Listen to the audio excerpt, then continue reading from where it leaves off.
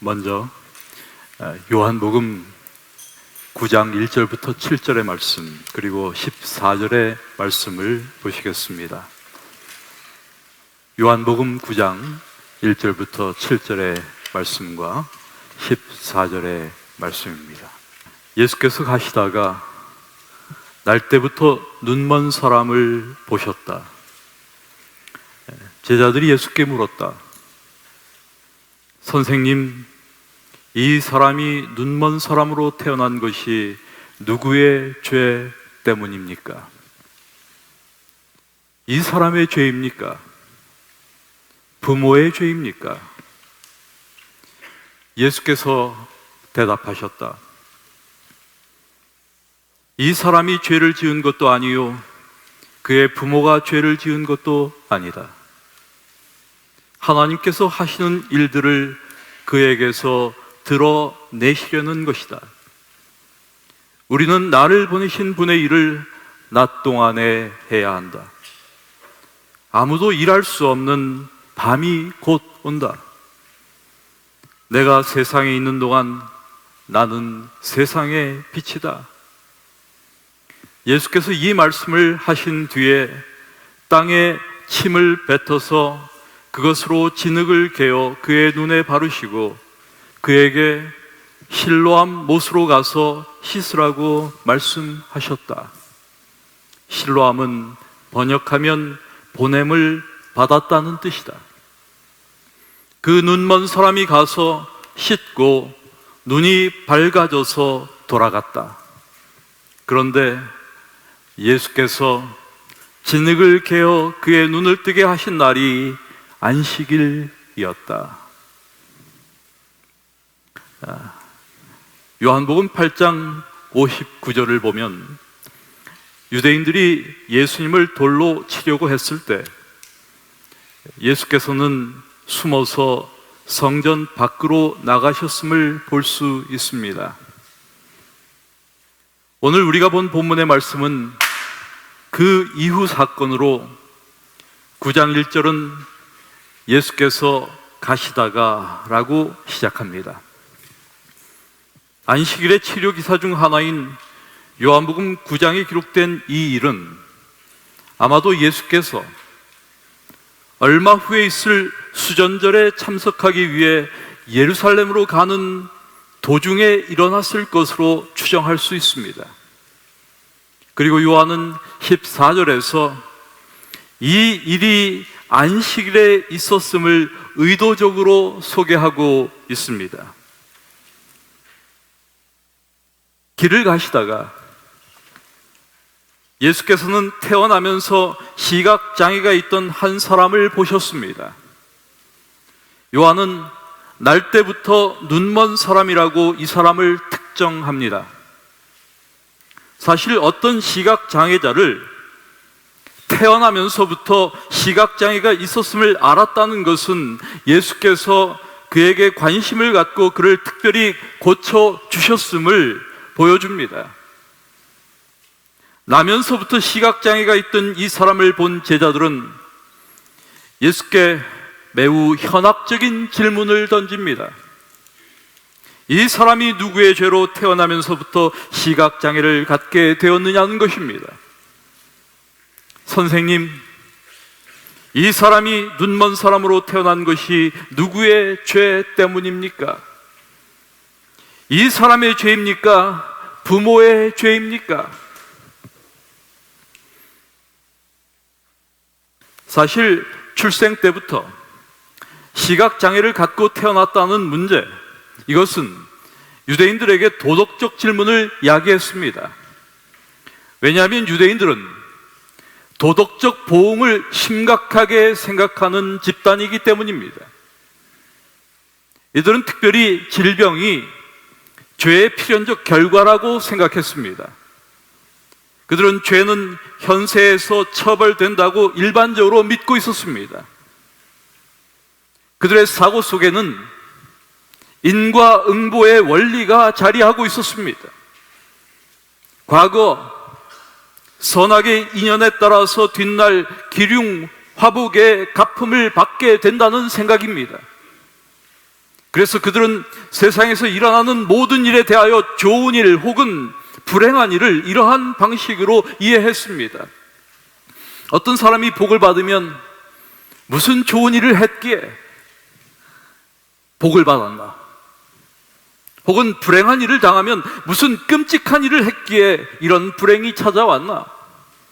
이런 식으로 생각하는 것입니다. 그래서 큰 고통 혹은 큰 재난에 빠진 자들에게 다른 괴로움이 덮치게 될 때 그들은 큰 죄인으로 간주되었습니다. 이런 사고의 결과가 예수를 거절할 길을 준비했다고 할 수 있습니다. 그래서 그리스도의 당하신 고난을 보면서 그는 우리의 질고를 지고 우리의 슬픔을 당하였거늘 유대인들은 생각하기를 그는 징벌을 받아서 하나님에게 맞으며 고난을 당한다 하며 예수께로부터 얼굴을 가렸습니다. 그리스도의 제자들 역시 죄와 고통의 관계에 대하여 유대인들이 가졌던 신앙을 그대로 가지고 있었습니다. 그러므로 제자들의 이 같은 질문은 질병이 죄의 필연적 결과라고 생각했던 이들에게 한 인간이 죄를 짓는 행위를 할 수 있기도 전인 태어나면서부터 시각장애를 가지고 태어난 난제에 대한 물음이었습니다. 그런데 여러분, 죄와 고통의 관계에 대하여 유대인들이 가졌던 신앙이 오늘 재림교회 내에도 이와 유사한 방식으로 남아있음을 부인할 수가 없습니다. 그래서 안식일 교인들은 잘 아프지도 못해요. 어디 아프다는 말을 마음대로 할 수가 없어요. 아프다고 하면 바로 도대체 무엇을 먹었기에, 건강법칙을 어떻게 했기에, 이런 식으로 생각하기 때문입니다. 예전에 건강 강의 중 어떤 강사가 이런 소리를 하는 것을 들은 적이 있습니다. 목사들이 암으로 죽으면 안 된다.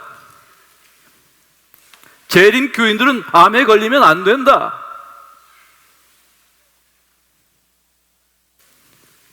아멘입니까?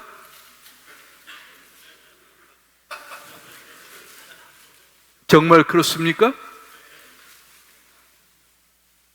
이런 종류의 이야기, 이런 식의 사고방식은 결국 우리의 교회를 비정한 집단으로 만드는 것입니다. 결국 누가 죄를 지었느냐 혹은 안 지었느냐에 대하여 논의하는 도덕이 강조되는 사회, 그런 사회나 교회는 사람들을 위선적으로 만듭니다. 아무도 솔직하게 자신을 드러낼 수가 없어요. 잘못하면 정죄되기 때문입니다. 여러분, 이런 교회에는 죄인은 못 옵니다. 교회는 의인만이 오는 곳이 됩니다. 솔직한 죄인은 발을 붙이지 못합니다. 그런데 교회는 누가 오는 곳입니까? 죄인이 오는 곳입니다. 우리 사회에서는 누가 존경을 받나? 건강법칙 잘 지키고 11조 잘 드리고 새벽기도 열심히 하고 예배 출석 열심히 하는 그런 사람들,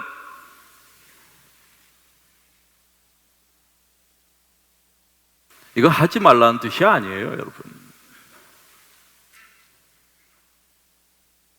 그래서 이런 것을 잘하는 사람처럼 처신하기를 원하는 것이죠. 그런 것을 기회만 있으면 표시하고 표현합니다. 나 이렇게 하고 있어. 혹은 하지도 않으면서 하는 것처럼 보면서도 안 보는 것처럼, 가면서도 안 간 것처럼, 먹으면서도 안 먹는 것처럼 이렇게 처신하고 말하는 것이죠. 여러분, 위선이 무엇입니까? 그것은 실제보다 언제나 과장된 것입니다. 선행이나 구제하는 것도 마찬가지입니다. 너무 좋은 평판 역시 선행에 대한 과장입니다. 왜 주님은 왼손으로 하는 것을 오른손이 모르게 하라고 하셨을까? 인간의 선행은 언제나 사실보다 훨씬 광채가 나기 때문입니다. 인간은 있는 것보다, 사실보다 항상 과장되어 있습니다. 요조숙녀라는 말이 있어요. 무슨 뜻인지 아시죠? 말과 행동이 품이 있고 정숙한 여자를 일컫는 말입니다. 그래서 여성들은 모두 다 요조숙녀처럼 보이기 원합니다. 사람들은 자신의 내면의 모습보다 더 우아한 숙녀답게, 더 품이 있는 신사답게 그렇게 광내고 다니는 거예요. 그래서 세상에는 너무 젊어 보이고 너무 광나는 사람이 많아요. 교회에는 너무 경건해 보이는 사람이 많아요. 우리는 사람들이 너무 자기를 몰라준다고 생각할지 모르지만 사실은 너무 광내고 살고 있습니다. 모자라면 모자란 대로, 못난 대로, 구겨진 대로 살아야 하는데 아무도 그렇게 살려고 하지 않아요. 그런 생각이 많이 들었어요. 야, 참 광 좀 죽이고 살아야 되겠다.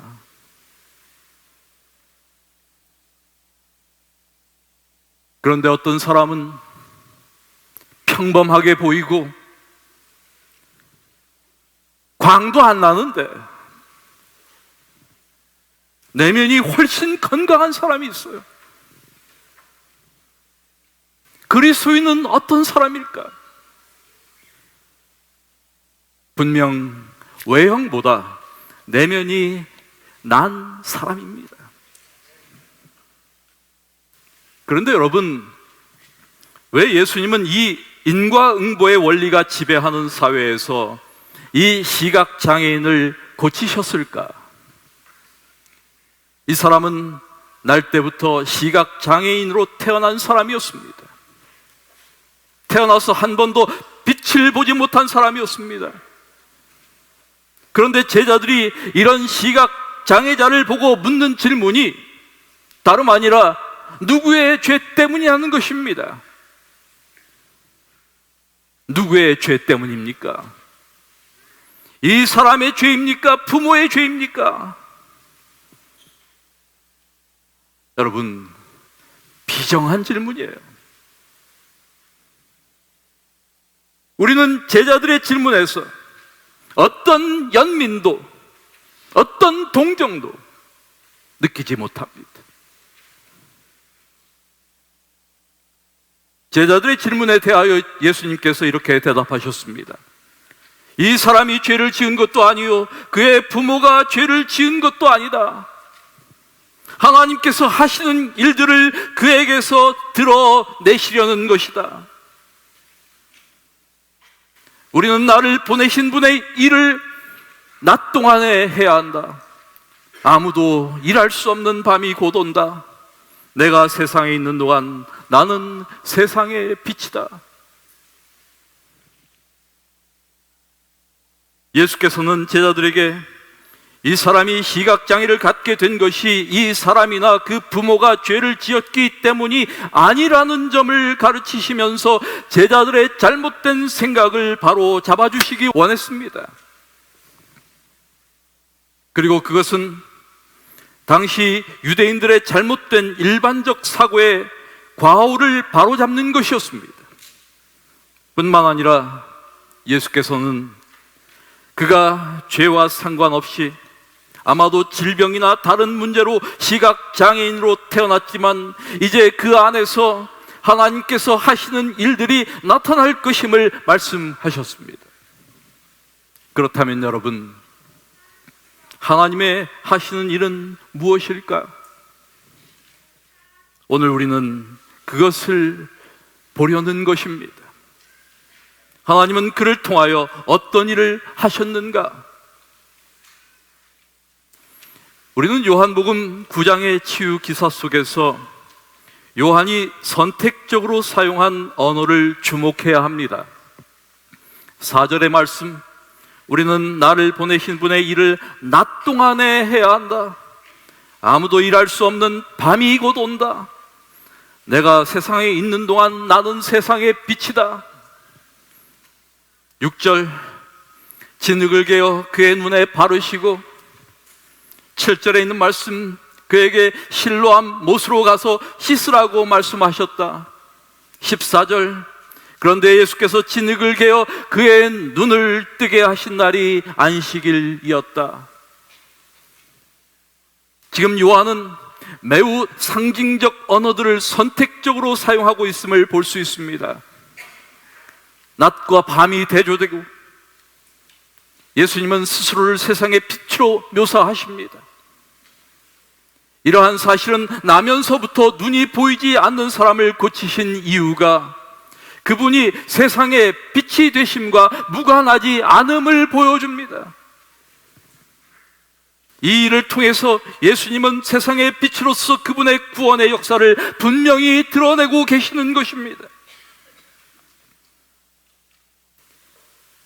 그런데 여러분, 주님은 세상에 있는 동안 세상의 빛으로서 세상의 어둠을 밝히셨습니다. 빛은 그분의 사역의 성격을 보여줍니다.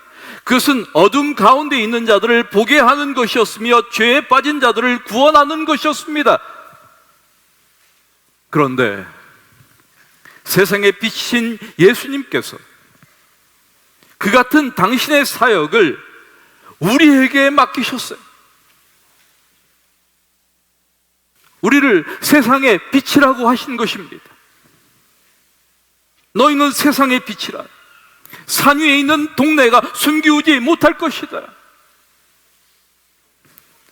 그러므로 오늘 우리가 누구이며 우리의 사명이 무엇인지를 다시 한번 확인하는 것이 정말 중요합니다. 여러분 기억하십시오. 예수님께서 세상의 빛이라고 말씀하셨습니다. 그런데 세상의 빛 되신 그분께서 오늘 우리를 향하여 너희가 세상의 빛이라고 말씀하시는 것입니다.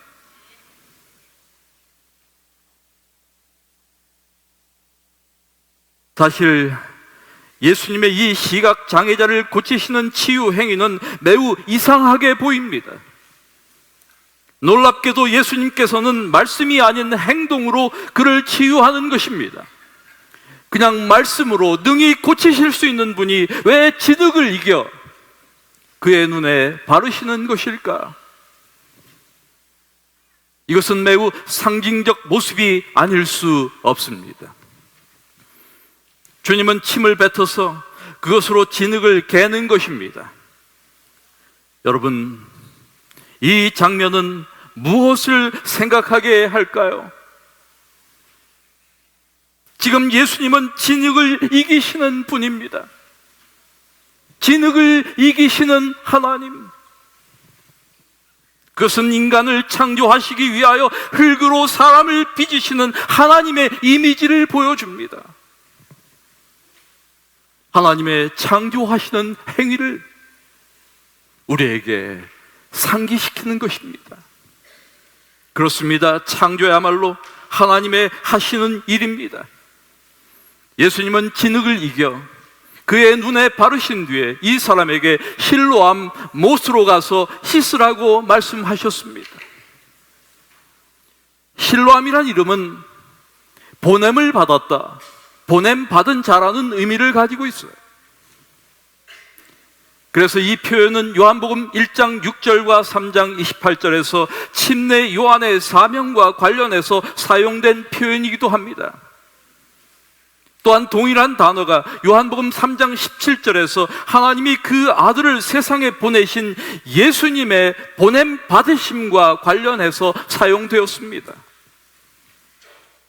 이러한 의미에서 실로암이란 이름의 중의성을 우리는 주목해야 합니다. 그렇습니다, 여러분.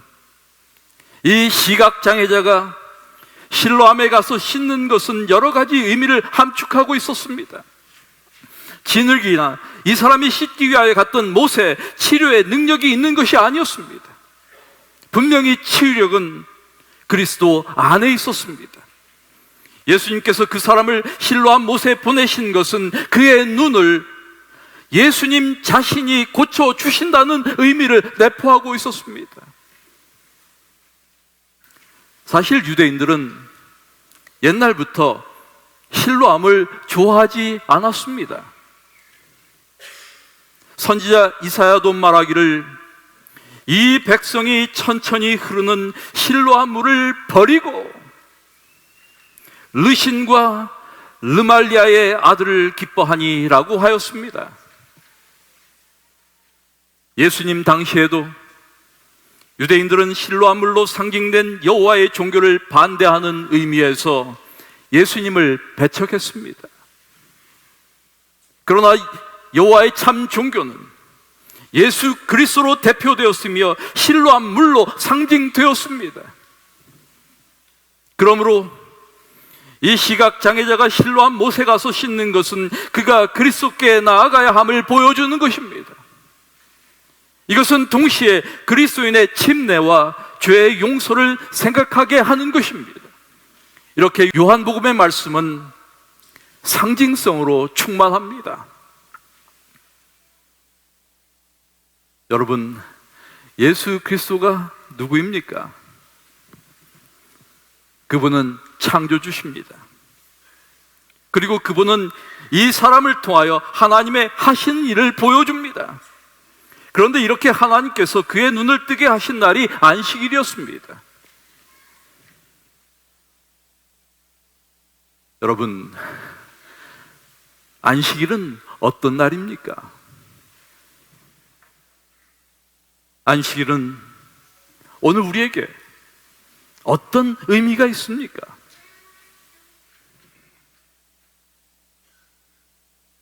우리가 기억해야 할 것이 있어요. 안식일은 실로암에서 씻어 눈이 뜨는 날이다. 죄인이 그리스도께 나가 그의 죄를 씻음 받는 날이다. 영적으로 보지 못하는 눈먼 자가 눈을 뜨는 날이다. 안식일은 우리가 하나님을 위하여 무엇인가 하는 날이 아니라 하나님이 우리를 위하여 무엇인가를 하시는 날이다. 여러분, 이것이 안식일이에요.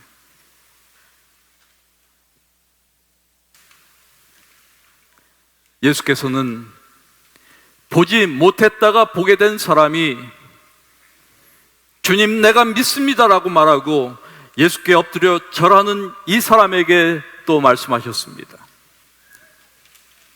예수께서 또 말씀하셨다.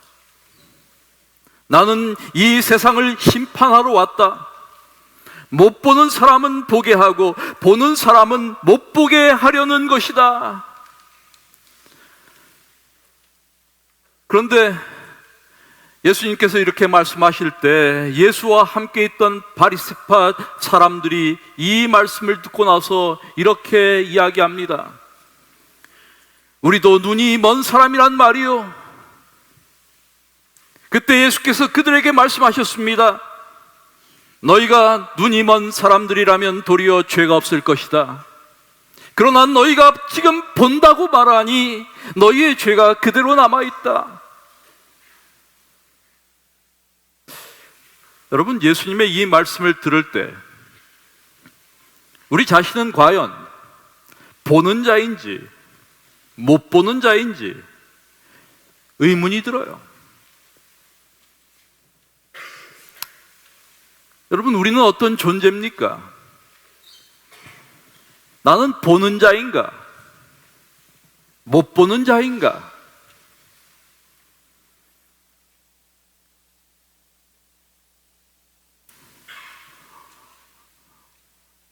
보는 자입니까?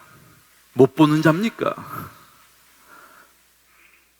한번 깊이 생각해 보셔야 합니다. 오늘날 교회 안에는 자신이 눈을 시퍼렇게 뜨고 있다고 생각하는 분들이 아주 많아요. 자신의 지위와 연륜을 토대로 다른 사람들을 인도한다고 생각하며 우월의식에 빠져 있는 분들이 있지는 않을까?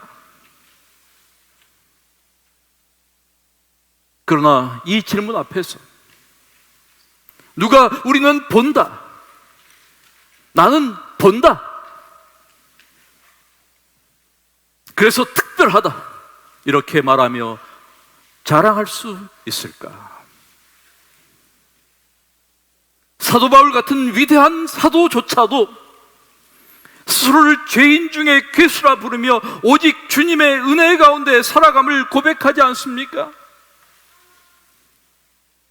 그래서 오늘도 우리는 이 안식일 하나님의 긍휼을 바라고 이렇게 주님 앞에 나온 것 아닙니까? 이런 우리의 보지 못하는 눈에 주님께서 흙을 바르십니다. 그런데 여러분, 왜 예수님은 진흙을 이겨 이 눈먼 자에게 바르셨을까? 왜 하필 진흙일까?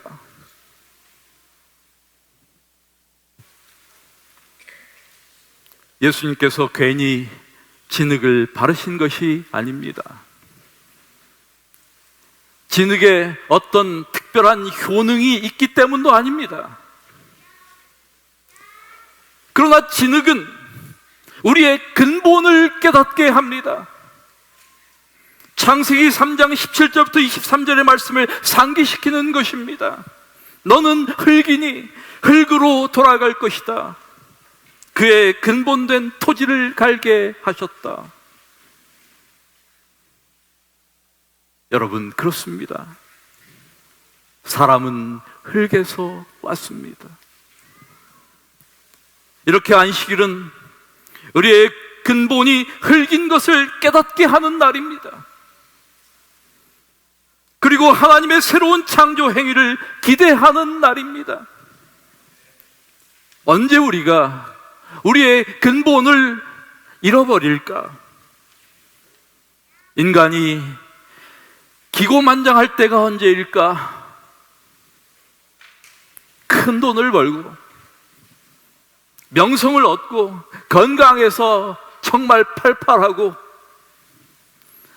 지식이 풍부하고 영성이 충만하다고 생각할 때, 종교적 행위에 몰입할 때, 자신의 의를 세울 때 인간은 근본을 잊어버립니다. 땅을 가는 자신의 본분을 잊어버립니다. 사실 농부는 인간의 숙명적 직업이라고 할 수 있습니다. 흙을 만질 때마다 내 본질을, 내 근본을 기억하면 참 좋을 텐데,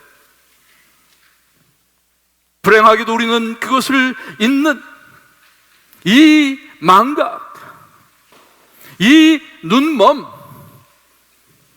이 죽음에 대한 맹목으로 인하여 자신의 뒤에 있는 그림자를 보지 못합니다. 이런 의미에서 여러분, 우리는 눈먼 자들입니다. 우리의 건강, 재산, 명성, 권력, 잘 나가는 사업 등이 우리를 심한 착각에 빠지게 만듭니다. 내가 죽을 몸이고 내가 진토임을 모르고 기고만장하게 살고 있는 겁니다. 아름다운 여인은 젊음과 생명력으로 자신의 근본을 잃어버리고, 안식일 교인은 율법으로 말미암아 자신의 근본을 잃어버립니다. 우리는 자신의 본 얼굴을 조그만 성공과 성취와 박수로 인하여 너무 힘들어간 목과 너무 올라간 어깨를 가진 가짜 모습으로 살아갑니다. 그리고 그 본래의 모습, 그 흑빛, 그 침울하고 외로운 축 처진 모습이 실패와 높은 자리에서 떨어졌을 때, 병들었을 때 돌아옵니다.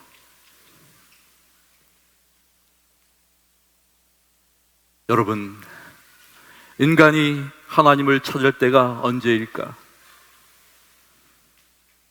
우리 안에서 그 흑빛을 보았을 때 비로소 인간은 하나님을 찾게 됩니다. 내가 진토임을 깨달을 때 인간은 하나님을 찾을 수 있게 됩니다. 내가 눈먼 자라는 사실을 깨달았을 때 나는 주님을 비로소 찾게 됩니다. 나의 전 존재가 본질상 하나의 거대한 결핍임을 깨달을 때 우리는 그분을 향하여 부르짖습니다. 예수님은 너희가 눈이 먼 사람들이라면 도리어 죄가 없을 것이다. 그러나 너희가 지금 본다고 말하니 너희의 죄가 그대로 남아있다고 말씀하시며 우리의 진흙성을, 우리의 결핍을 환기시키십니다. 이 인간의 진흙성을 기억하지 못하는 것, 자신의 결핍을 알지 못하는 것이야말로 모든 인간의 문제입니다. 예수님은 안식일에 우리의 근본을 되찾게 하셔서 새 빛을 보게 하십니다. 생명의 빛을 얻게 하십니다. 여러분, 안식일은 하나님의 하시는 일을 나타내는 날입니다. 우리의 본 모습을 바라보게 하는 날입니다. 진정한 자아를 바라보게 하는, 눈을 뜨게 하는 날입니다. 그래서 우리는 안식일에 하나님의 하시는 일을 생각합니다. 잘 나가는 분들, 박수 받는 분들, 기도하면서도, 영성 속에서도, 굉장한 헌신 속에서도 내 근본을 기억해야 합니다. 내가 진흙이지. 이런 마음으로 예수님께 나가야 합니다. 다시 보게 되고 다시 사는 경험이 반복적으로 우리 안에서 경험되어야 합니다. 여러분, 눈을 감았다, 눈을 떴다 라고 하는 말의 의미가 무엇입니까? 눈을 감았다, 눈을 떴다 라는 말은 그저 간단한 지체 사건이 아닙니다. 그것은 큰 사건을 의미합니다. 그것은 죽음과 삶을 말합니다. 그래서 죽으면 눈을 감았다고 하고 살아나면 눈을 떴다고 하는 거예요. 그러므로 눈을 떠 보게 된 것은 죽음에서 생명으로의 역사를 경험하는 것입니다.